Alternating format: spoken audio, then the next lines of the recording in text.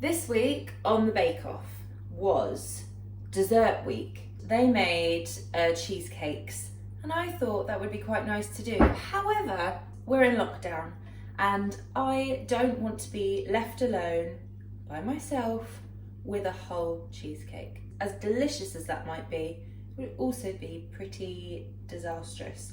And nobody wants to imagine this old thing sitting in her pants eating cheesecake straight from the tin. I've come up with a solution to this, and I have found a recipe for a more transportable cheesecake so that I can go and maybe throw it through a friend's window just to get rid of the responsibility of having a whole lot of cheesecake in my possession. I'm going to go back to this lovely book that came out in the summer, Edd Kimber's One Tin Bakes, and I found a recipe for raspberry cheesecake streusel squares. Streusel is basically crumble. So what we're going to do is we're going to make the crumble first. We're going to pat it down in the bottom of the tin to make the base layer, so it's almost like a shortbread. And then we're going to use a bit more of it to crumble over the top, over the cheesecake layer and the raspberries. So it's going to be good. The first couple of things that you need to do are preheat your oven to 180 degrees Celsius and take your tin. This is just a brownie tin. It's an all-purpose tin.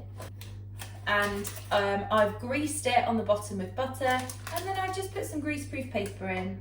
I'm gonna tell you how it is. It's 5:30 in the morning, so I haven't been neat with this today because I'm just happy to, well, I'm not happy to be out of bed, but I'm out of bed, so cut me some slack, okay? This is why I look so tired. I'm very sorry. I've got a tea. Everything will be fine. First thing you need to do to make your streusel is melt 225 grams of butter and then weigh out 350 grams of plain flour, 200 grams of caster sugar, and 1/4 teaspoon of fine salt. And then get yourself a fork and give it just a little mix together. We're going to gradually stir in the melted butter and then just use the fork. We don't want to mix this together really well. It should be clumpy. So streusel is like clumpy crumble. And it also has the addition of oats in, but for the bottom of this, we're not going to have the oats in just yet. So just gradually add the butter and keep mixing as you go. Ooh.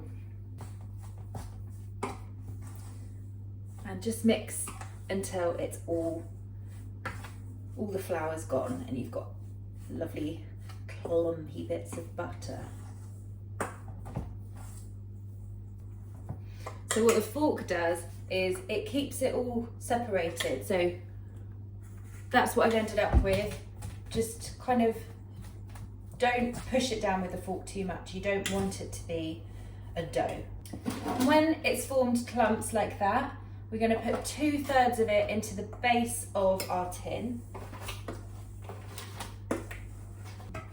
And then now you can push it down and take a glass and use the base of the glass to really push it into the tin and get it all across that bottom layer. And when that's done, prick it all over with a fork, just like that, and then stick it in the freezer for 10 minutes. And what's left of your streusel, you're going to add 4 tablespoons of oats, give it a mix, and then put it in the fridge until we need it in a minute.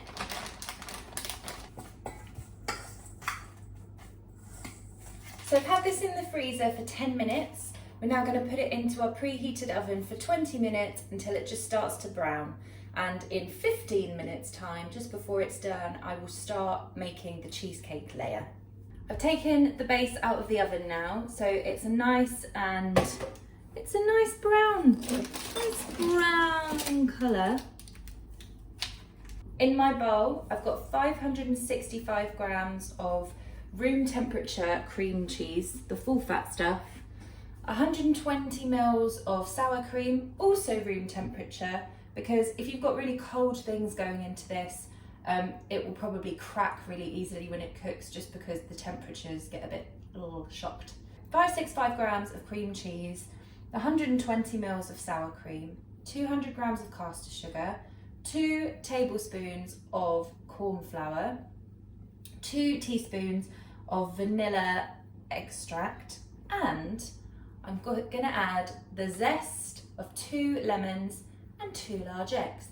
And then we're just going to mix it all together until it's nicely combined. Another thing that I've done is I've taken a pan and I've just put it on a low heat for a couple of minutes with 3 tablespoons of raspberry jam, just to warm up the jam and make it a bit less gloopy.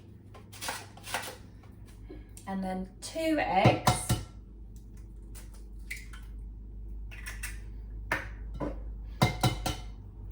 And it's quite nice this because you just put everything in all at once and then mix it together. So it's not that much skill required in this recipe, which is quite good. So now just give everything a nice mix until it's all combined. And I'm just splashing myself with cream cheese. It's 6 a.m. Be a bit careful with this because it's a bit splashy.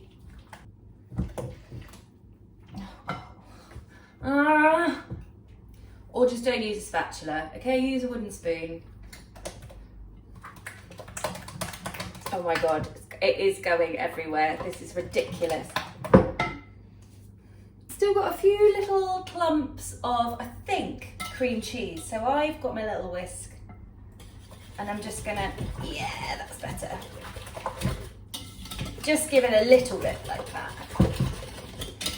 And the cornflour in there helps it thicken up really nicely. So you know that this is definitely gonna set, she says. Lovely. Take your base and we're gonna pour the mixture all over the base.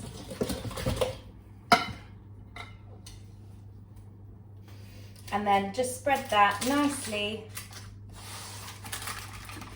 over the base. I'm just gonna give it a little shake and then that will be good.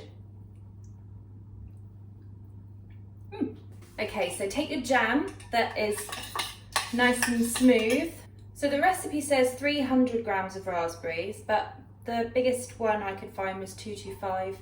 I'm not a massive fresh raspberry fan. So I just bought 225 grams of raspberries, but if you want to use 300, that's completely fine. And we're just going to add them to the jam and coat the raspberries in the jam just to make them not healthy again. I did rinse my raspberries first. And then when they're coated in the jam, we're just going to dot them all over the top of this mixture. Yeah, I'm excited about this. It's going to be good. You don't need to be really neat with it. Just make sure that it's kind of evenly distributed. And finally, take the rest of the streusel that you had in the fridge, the oaty streusel, and crumble it all over the top. Just get in there with your hands and just crumble that. So now it's all put together.